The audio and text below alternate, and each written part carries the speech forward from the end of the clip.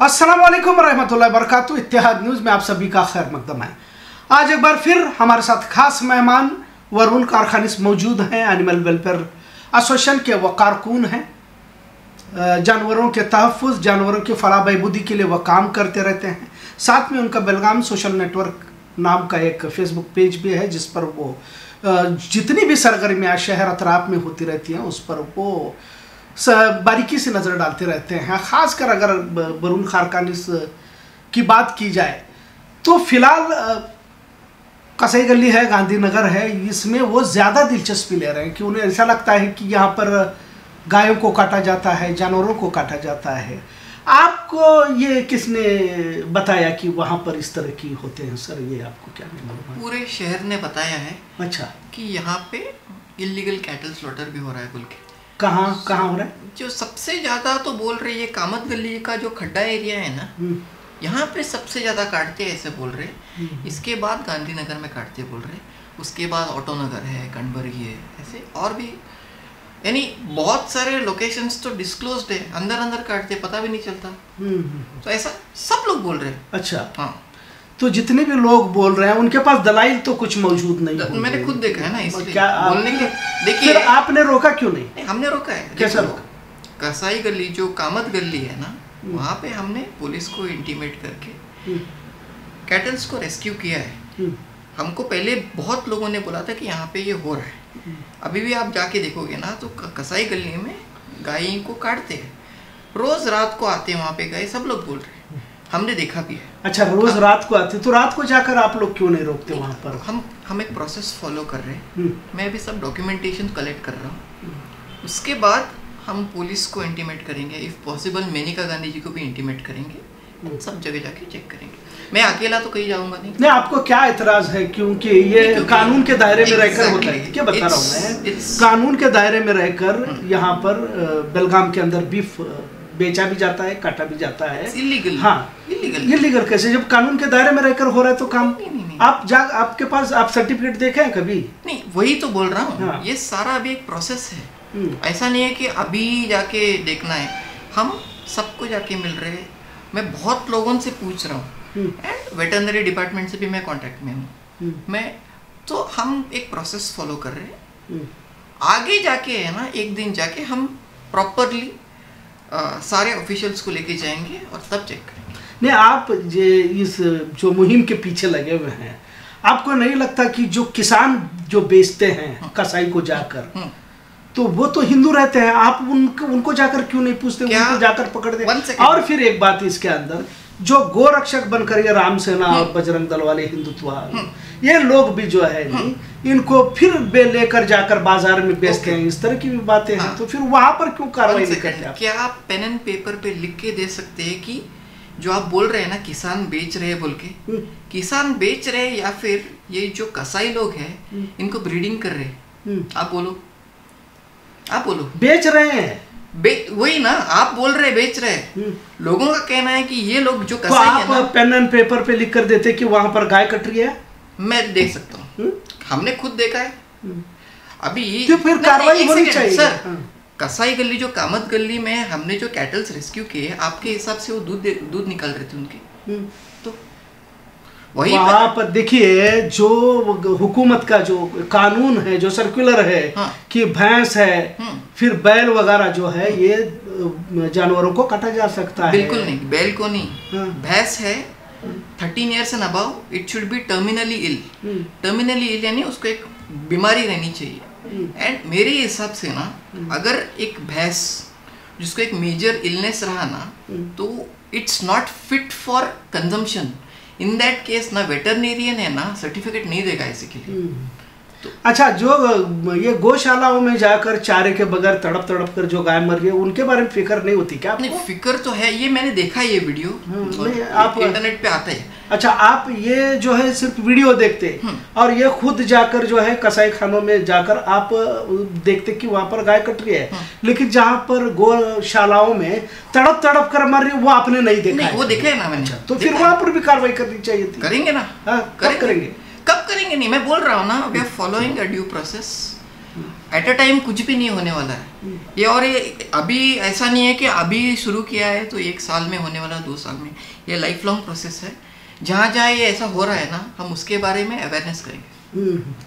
नहीं, आपको मुस्लिम एरियाज से भी प्रॉब्लम है, आप लोग वहाँ पर भी पिछले बार भी आपने यही बोला, अब की बार भी, तो मैं आपको वन बाय वन। नहीं, आप गांधीनगर की बात कर रहे थे ना? गांधीनगर नहीं, सब जगह। मुझे बहुत स्ट्रेंज लग रहा है, हर बात पे आप ना हम मुसलमान मुसलमान करते रहे। एक बात पूछता हूँ, आपने डॉक्टर BR अम्बेडकर का यहाँ पे फोटो लगाया ना, फ्रेम लगाया, कॉन्स्टिट्यूशन इन्होंने बनाया, सबके लिए सेम है कि मुसलमानों के लिए अलग, हिंदुओं के लिए अलग है? तो मैं यही सवाल आपसे पूछना चाहता हूँ कि दस्तूर जो आईने हिंद है, कॉन्स्टिट्यूशन है, उसके मुताबिक क्या मुसलमानों के लिए और हिंदुओं के लिए अलग अलग कानून है क्या नहीं है? क्यों लाठियां एक ही धर्म के लोगों पर बरसाई जाती है, एक धर्म के लोगों को आजाद छोड़ दिया जाता है, एक लोगों पर ज्यादती की जाती है? आपको ऐसा नहीं लगता? मुझे बहुत स्ट्रेंज लग रहा है। आपको स्ट्रेंज लग रहा है? मुझे एनिमल वेलफेयर के नाम से नहीं, आप मुसलमानों के आपने अभी थोड़ी देर पहले ये भी कहा कि जो है गांधीनगर में पाकिस्तानी लोग रहते हैं, इस तरह की भी बात की थी आपने। कैसा है, अभी एक मैं बात बोलता हूँ, पिछली बार मेनका गांधी जी यहाँ पे आए थे ना, तब उन्होंने सब जगह रेड किए थे ना। ऑटो नगर में जहाँ कोल्ड स्टोरेजेस और ये कसाई खाने चल रहे थे ना, वहाँ पे 7 कुछ बांग्लादेशी औरत, उन्होंने वहाँ पे बॉन्डेड लेबर्स बोल के, उनका एक बाइट है, आप चेक कर सकते हैं। मेरा सवाल आपसे है, बांग्लादेशी लोगों का ना हमारे शहर में क्या काम? आप बोलो। अच्छा, बांग्लादेशी आए हैं तो फिर कैसे आए वो? जितना उसके लिए कौन जिम्मेदार? नहीं, मैं बोलता हूँ, जितना मुझे लोग बोल रहे हैं, सब लोग बोल रहे हैं ना, ये सब इलीगल इमिग्रेंट्स हैं यहाँ पे। एंड जो भी न्यूसेंस बेलगम में हो रहा है ना, ये इलीगल इमिग्रेंट्स ही कर रहे हैं, और हिंदू मुस्लिम का कुछ लेना देना ही नहीं यहाँ पे। बिल्कुल, जैसा आप कह रहे हैं कि बांग्लादेशी वहाँ से वेस्ट बंगाल से होके, तमिलनाडु से होके, इतने 5-6 स्टेट पार करके बेलगाम में आके रह रहे हैं, तो फिर ये किसकी लैप्स है, किसका? मुझे लगता है लैप्स इज ऑफ एडमिनिस्ट्रेशन। यहाँ पे लोगों का कहना है कि इनके पास फर्जी दस्तावेज है, यानी जो पैन कार्ड है, आधार कार्ड है ना, फर्जी है। इनको जाके क्रॉस वेरीफाई करना होगा और इनके ऊपर इनको डिपोर्ट कर दो वापस। अच्छा, जो उन लोगों को अगर कुछ लोगों ने अगर आधार कार्ड भी मिला है, तो फिर वो ऑफिसरों पे क्यों कार्रवाई नहीं होनी चाहिए? आप ये अफसरों से पूछो ना सर। आप, मैं एनिमल वेलफेयर कर रहा हूँ, आप बोल रहे सर। अच्छा, आप बताओ। नहीं, एक सेकेंड, आप सवाल करो। 2018 में फिरोज सेठ सर है ना, जो MLA थे, गांधीनगर में प्रो पाकिस्तान स्लोगन्स रेज हुए थे, तो ये इल्जाम था सर? इल्जाम था, इल्जाम था। तो मेरा सवाल सिर्फ इतना है, मैंने वो वीडियो देखा था, ऊपर से लिया था, फैब्रिकेटेड था वो फैब्रिकेटेड रहने दो। फिरोज सेठ जी ने, जो MLA थे ना, वो गुस्से से आगे निकल गए। उनको गुस्सा किस बात का आया था? उसके गुस्सा, यही तो बता रहा हूँ मैं। आप लोगों का प्रॉब्लम क्या है सर, कि गुस्सा आने की सिर्फ एक वजह वो नहीं रहती है। वहाँ पर जो है भीड़ बहुत ज्यादा थी, वो ढकला ढकली हो रही थी, वहां पर एक दूसरे पे गिर रहे थे, उस गुस्से की वजह से चले गए थे। वो तो मालूम भी नहीं था उनको, क्योंकि ये फैब्रिकेटेड था, का इशू नहीं था। वहां पर भीड़ बहुत थी और भीड़ जो है उनके आंख पे जा रही थी, तो उसके लिए वो गुस्से से गए। ये जो है रिसेंटली वो RPD पे भी प्रो पाकिस्तान। एक बात बताता हूँ तुम्हारे को, ये भारत में एक नया ट्रेंड शुरू हुआ है कि जो है मुसलमानों को प्रो पाकिस्तानी बताना, जबकि बिल्कुल नहीं, जबकि बता रहा हूँ बिल्कुल इसकी हकीकत क्या है मालूम है? पिछले 6 महीने का आप अगर गूगल करके देखेंगे कि 150 लोगों के नाम है जो पाकिस्तान को खुफिया जानकारी पहुंचाने वाले पूरे हिंदू हैं। हाँ, और जो प्रदीप कुरुलकर नाम भी आप टाइप करके देखो, वो DRDO साइंटिस्ट था जिसके 3 पीढ़ियां RSS की रही है। तो बोलने का क्या है मालूम है कि एक समाज को बदनाम करने के लिए, एक नैरेटिव सेट करने के लिए एक पिछले कई सालों से चला रहा है। आज ये दरार क्यों आई? क्या बात है कि आज इतना लोगों में दरार?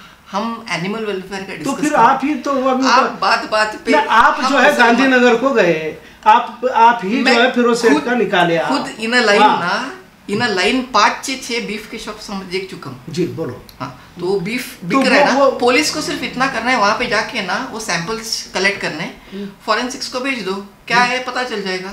तो ये तो आप जो है एक बार देख लिया, आपने देख लिया और आपने अकेला नहीं गया था, मेरे साथ एक और रिपोर्टर भी था, अकेला नहीं गया था। तो आपको कंप्लेंट करना चाहिए, क्योंकि वो कानूनी है सर। जितने भी शॉप्स जो खुले हैं वो कानूनी है सर, वो कॉर्पोरेशन से परमिशन लेके किए हुए हैं। कॉर्पोरेशन से परमिशन लिया आपके हिसाब से? आपके नॉलेज में नहीं है वो? तो सर आप मुझे बोलो, आप 1-2 साल या 4 साल आप जेल में गए थे, क्या हुआ था? झूठे इल्ज़ाम में भारत के अंदर आपको अगर बात कहूँगा तो आप कहेंगे कि आप हिंदू मुस्लिम कर रहे हो, लेकिन मुल्क में कई सारे ऐसे मुकदमे हैं जो मुसलमानों पर झूठे इल्ज़ाम आयद किए गए।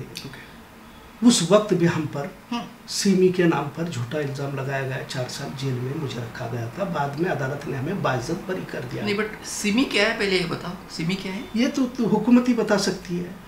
नहीं, इसका नाम जो है ये SIMI जो है स्टूडेंट इस्लामिक मूवमेंट बोलकर एक तंजीम से हमको जोड़ा गया। आजकल कैसा रहता है मालूम है, आज किसी भी शख्स को वही बोलता हूँ मैं, हम आह भी करते हैं तो हो जाते हैं बदनाम, वो कत्ल भी करते हैं तो चर्चा नहीं होता, वो कुछ भी कर दे, वो जो है चौराहे पे खड़े होके एक समाज की नस्ल कशी का ऐलान करे तो उसके ऊपर कोई बात नहीं करेगा। लेकिन मुसलमानों को कभी अलकायदा से जोड़ा जाएगा, कभी पाकिस्तानी बनाया जाएगा, क्या कभी विदेश से जो है इनके लिंक जोड़े जाएंगे। और यहाँ पर अभी हाल ही में, अभी आप छेड़े हैं तो मामला बताता हूँ कि बाबरी मस्जिद शहीद हुई उस वक्त से लेकर अभी हाल ही में मालेगांव ब्लास्ट तक सभी को बाइज्जत बरी कर दिया। फिर हुआ क्यों, किसने किया, फिर किसने किया बताओ आप। तो ये मुझे सिर्फ एक सवाल पूछना है, बिना वजह आपको अरेस्ट कर लिया? मैं सिर्फ एक आदमी नहीं हूँ सर, कितने इतने लाखों लोग हैं जो आज भी जेलों में हजारों। ओके, मुझे सिर्फ लाखों लोगों का नहीं, बेलगाम का बताओ। जब आपको अरेस्ट किया गया था, आपके साथ और कोई थे जिनको अरेस्ट किया गया था? बहुत सारे, मेरे जैसे कई सारे उन्होंने हिरासत में लिया था। सारे इनोसेंट थे? सब पूरे इनोसेंट। तो किस बिना पे अरेस्ट किए थे? वही बता रहा हूँ, पूरी दुनिया ने देखा कि बाबरी मस्जिद को कार सेवकों ने शहीद किया। आप ही मानते होंगे, किसी ने तो किया क्या? अब ये आसमान से फरिश्ते आए, क्या देवदूत आए, कौन आए उसको गिराने के लिए? लेकिन वो जब के लाइव चला था उस वक्त तो ये DD न्यूज़ चलती थी, उसके बावजूद भी आज भी जो है किसने उसको गिराया उसका प्रूफ नहीं है। बाइज्जत बरी हो जाते हैं सभी। मालेगांव ब्लास्ट होता है जिसमें 34 लोग मरते हैं, एक में 28 मरते हैं, एक में 6 मरते हैं, लेकिन आज फैसला आता है सालों के बाद कि सभी को बाइज्जत बरी कर दिया गया। फिर क्यों, किस बुनियाद पर पकड़ लेते हैं? पता सर, मुसलमानों का एक शरिया लॉ है। शरिया लॉ में मैंने जितना देखा है, सऊदी अरब यहाँ पे सभी क्या है, एक हीनियस क्राइम होता है ना तो उनको उनका सर कलम करते हैं, beheading बोलते हैं ना। तो आपको लगता है ऐसे लॉज इंडिया में भी इम्प्लीमेंट करने चाहिए? क्योंकि जब एक बार चोरी करने के बाद हटेंगे, क्यों यहाँ पर क्या हो रहा है कि उन्हें जो है रास्ते मिल जाते हैं भागने के। जुर्म क्यों बढ़ता है यहाँ पर, जो है क्राइम रेट इतना हाई क्यों है इंडिया में, वहाँ क्यों नहीं है? सर बट मैंने जो पढ़ा है वहाँ पे बहुत सारे इनोसेंट लोगों को भी बेहेड किया जाता है। आपने सुना होगा, पढ़ा होगा, हमारी नज़र में नहीं आया सब। आपकी नज़र में नहीं? ओके सर जी, मुझे सिर्फ अभी ये आपने हजरत टिप्पू सुल्तान इनके बारे में यहाँ पे एक फोटो डाला है। देखो इनका एक स्टोरी है, मेलकोटे बोल के गाँव है। तो इनकी जो आर्मी है ना, टिप्पू सुल्तान और उनकी आर्मी ने कुछ 800 मंडियन आयंगार के उनका कत्लेआम किया, यानी उनका हत्या कर दी, क्योंकि उनको शक था कि ये मंडियन आयंगार्स है ना ब्रिटिशर्स को सपोर्ट करे, सारा इन्फॉर्मेशन दे रहे बोल के। आपको लगता है ये सही है क्या बोल के? लाइक 2 सवाल है। आपके कौम, ये जो आपके कौम से है ना, लेट्स से कोई भी इंसान ऐसे 800 लोगों का कत्लेआम करता है, आप उनकी इज्जत करेंगे क्या? अच्छा, आपने 2 सवाल किए हैं। सबसे पहला तो आप टीपू सुल्तान शहीद रहमतुल्लाह अलैह को आप स्वतंत्रता सेनानी मानते हैं या नहीं मानते? मैंने जितना पढ़ा है वो रॉकेट, जो फर्स्ट इंडिया का आर्टिलरी रॉकेट इन्होंने बनाया था। तो ठीक है, ईस्ट इंडिया कंपनी को रोकने वाला पहला बादशाह अगर कोई था तो वो टीपू सुल्तान था। ये बात नहीं, मैं आगे जाता हूं। नहीं, मैं इसका काउंटर क्वेश्चन पूछ, लोगों का क्या कहना है पता है? ब्रिटिशर्स इनके एरिया में जब अटैक करते थे ना, अपने एरिया को डिफेंड करने के लिए ये ना ब्रिटिशर्स के अगेंस्ट थे। एंड इट्स नॉट बिकॉज ये जैसे सारे जो फ्रीडम फाइटर्स ब्रिटिश को भगाना चाहते थे ना, वैसा नहीं था। इनका कैसा था, वो उनके एरिया में अटैक करते थे, इसीलिए वो डिफेंड करते थे। मैसूर में हुकूमत टीपू सुल्तान शहीद रहमतुल्लाह अलैह की थी, और वहाँ पर जब ईस्ट इंडिया कंपनी आई तो वहाँ पर उन्हें आने नहीं दिया गया, क्योंकि टीपू सुल्तान दूर की देखते थे। वो जानते थे कि ईस्ट इंडिया कंपनी यह कारोबार की नीयत से यहाँ नहीं आई, बल्कि यहाँ पर हुकूमत सत्ता करने के लिए आई है, और इसका विरोध किया और उनके खिलाफ। और जो गद्दार निकले वो यही इसी देश के निकले, अपने ही लोग निज़ाम और मराठा ने मिलकर जो है उनने धोखा दिया।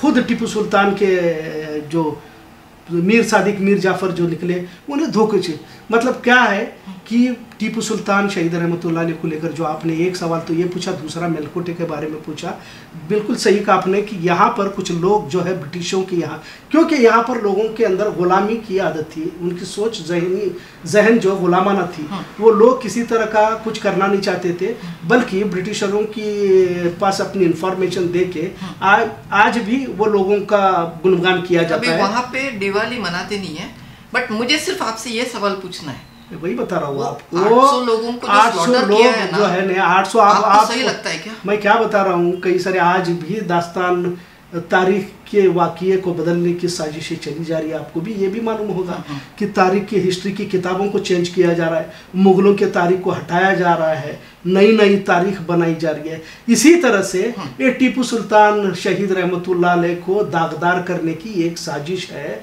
यकीनन उस वक्त कुछ लोगों को मारा होगा, क्या सिर्फ जो है ब्राह्मणों को मारा ऐसा नहीं है, जो भी गद्दार थे उस वक्त मुसलमान भी थे तो उनको भी मारा है उस वक्त। अच्छा। हाँ, जो गद्दारी करता था, क्योंकि सत्ता के साथ अगर इस देश में रहकर कोई गद्दारी करेगा तो आप छोड़ देंगे क्या? ओके, यहाँ पे एक और देखो, महात्मा गांधी जी का आपने फोटो डाला है, तो गांधी जी के बारे में आपके क्या विचार है?